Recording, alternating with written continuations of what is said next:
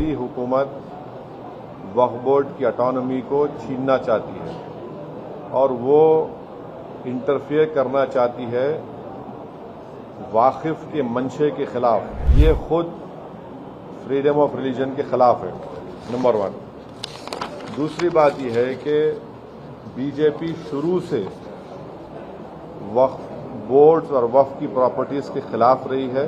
यहां पर मोदी हुकूमत डिस्प्यूट क्रिएट करेगी, उसका सर्वे कराएंगे। ऐसे कई मस्जिद दरगाहें हैं हमारे भारत में जहां पर बीजेपी आरएसएस ये क्लेम करती है कि वो दरगाह और मस्जिद नहीं है।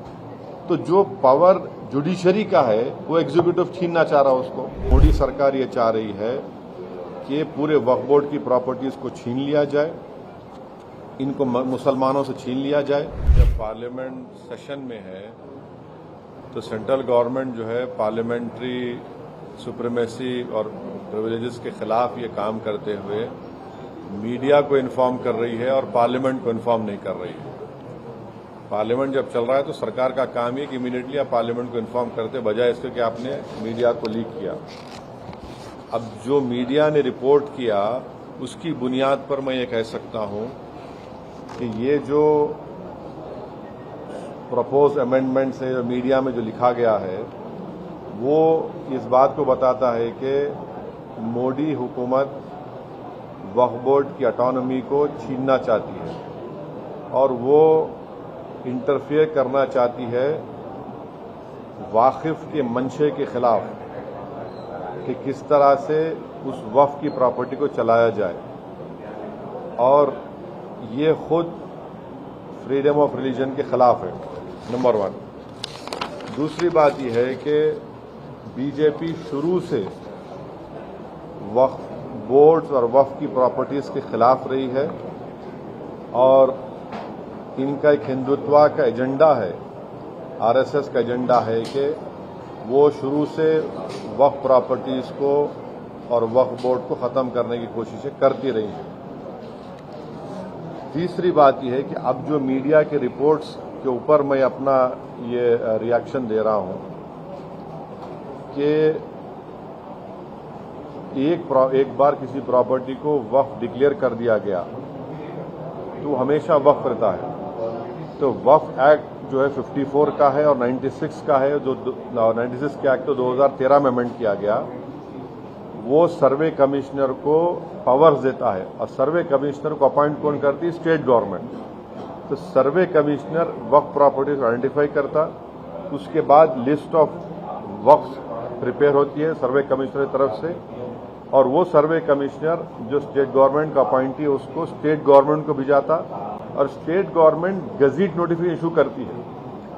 तो गजीट नोटिफिकेशन खुद एक ऑफिशियल एक्ट है और अगर गजीट नोटिफिकेशन 1 साल तक चैलेंज नहीं होती तो वो फाइनल हो जाती है और नेचर ऑफ वक्फ हो जाता है। इसको ये लोग चेंज करना चाहते हैं, यानी जो पहले से वक्फ हो चुकी हैं प्रॉपर्टीज, अब दोबारा उनको स्टैब्लिश करना पड़ेगा कि ये वक्फ है।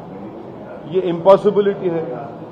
दूसरी बात यह है कि गजीट का जो कंक्लूसिव नेचर है उसको आप डाइल्यूट करना चाह रहे हैं। मानिए अब कई लोग वक्फ की प्रॉपर्टीज में एंक्रोचर्स है, इलीगल तरीके से वहां पर है, तो इनको एक मौका मिल जाएगा कि वो वक्फ प्रॉपर्टीज को बोलेंगे कि हमारी प्रॉपर्टी है, प्राइवेट वक्फ की प्रॉपर्टी नहीं है। और कोई भी प्रॉपर्टी में ये झगड़े होते कहीं ना कहीं, तो उसको एक एंक्रोचर्स को एक मौका मिल जाएगा। तीसरा न्यूज रिपोर्ट ये बोलता है कि अमेंडमेंट इन एस्टैब्लिशमेंट और कंपोजिशन ऑफ वक्फ बोर्ड। तो ये एक्ट खुद ये बोलता है कि हर स्टेट में एक वक्फ बोर्ड होना चाहिए और बोर्ड रिस्पॉन्सिबल होगा उसके एडमिनिस्ट्रेशन और मैनेजमेंट ऑफ वक्फ प्रॉपर्टीज के लिए। अब अगर आप अमेंडमेंट करेंगे establishment and composition of Waqf board में तो एक एडमिनिस्ट्रेटिव क्योस होगा, loss of autonomy Waqf board का होगा और ये गवर्नमेंट का जो कंट्रोल है वक्फ बोर्ड के ऊपर, गवर्नमेंट का कंट्रोल बढ़ेगा तो वक्फ के इंडिपेंडेंस पे बहुत बड़ा असर पड़ेगा। चौथी बात उसमें यह है कि वक्फ ट्रिब्यूनल्स है। अब ये जो मीडिया रिपोर्ट ये बोल रहा है कि गवर्नमेंट इन ट्राइब्यूनल्स को डाइल्यूट करना चाहती है अब ये ट्राइब्यूनल्स के पावर्स को डाइल्यूट कर देंगे तो फिर ये केसेस का क्या होगा, इनएफेक्टिव इन्फोर्समेंट होगा। पांचवी बात जो मीडिया रिपोर्ट्स के ऊपर मैं बोल रहा हूं आपको, इसमें लिखा गया कि अगर कोई डिस्प्यूटेड प्रॉपर्टी है तो डिस्प्यूटेड प्रॉपर्टी का ये लोग बोलेंगे नहीं प्रॉपर्टी डिस्प्यूटेड है, इसका सर्वे हम कराएंगे। अगर कोई प्रॉपर्टी डिस्प्यूट है तो उसका फैसला जुडिशरी करती। यहां पर मोदी हुकूमत डिस्प्यूट क्रिएट करेगी, उसका सर्वे कराएंगे। अब सर्वे एग्जीक्यूटिव कराएगा या सीएम कराएगा या बीजेपी कराएगी। अब जाहिर नतीजा क्या निकलेगा आपको मालूम। तो ये भी एक तरीका है उस डिस्प्यूटेड प्रॉपर्टीज को डिस्प्यूट बनाना, पहले फिर सर्वे कराना उसका, और सर्वे में रिपोर्ट लिख देना कि नहीं ये वक्फ नहीं है।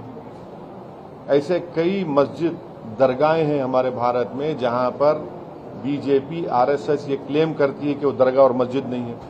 तो जो पावर जुडिशरी का है वो एग्जीक्यूटिव छीनना चाह रहा है उसको।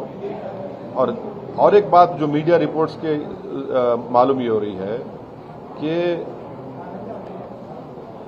अब कोई कब्जा करके इंक्रोचर है तो वक्फ बोर्ड को पावर है, उसके पावर्स को अगर आप छीन लेंगे तो फिर पूरा ये तो लॉस होगा वक्फ प्रॉपर्टीज का। अच्छा, उसमें एक और मीडिया रिपोर्ट में बात आई है, amendment to the process of Waqf board. ये जो वाकिफ होता है वो अगर मेरी प्रॉपर्टी में बोलता हूँ वक्फ बोर्ड को मैं दे रहा हूँ, मैं वक्फ कर वाकिफ हूँ, मुतवल्ली मैं रहूंगा किसी और, वो आप बोल रहे वो भी नहीं रहेगा। तो बेसिकली ऑल इन ऑल ये जो है ये पूरे इस तरह का, अगर ये मीडिया रिपोर्ट सही है तो मोदी सरकार ये चाह रही है कि पूरे वक्फ बोर्ड की प्रॉपर्टीज को छीन लिया जाए, इनको मुसलमानों से छीन लिया जाए। और वो थ्रेटन कर रहे हैं वक्फ की प्रॉपर्टीज का जो कंट्रोल है वक्फ बोर्ड्स के ऊपर, ताकि उसमें तमाम लीगल एम्बिग्यूटीज पैदा हो जाना, और इससे और वक्फ की प्रॉपर्टीज का नुकसान होगा।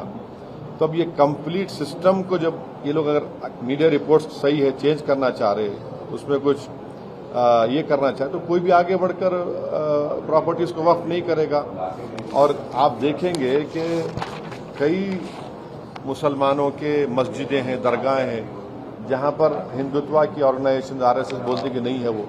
तो ये अमेंडमेंट्स आने का मकसद एक ही है कि एक तो वक्फ प्रॉपर्टीज को छीन लिया जाए, दूसरा फ्रीडम ऑफ रिलीजन के खिलाफ काम कर रहे हैं, और डिस्प्यूट अगर है तो जुडिशरी डिसाइड करेगा, एग्जीक्यूटिव कैसा करेगा। तो ये चीजें हैं जिसका हम अपोज करते हैं इसको।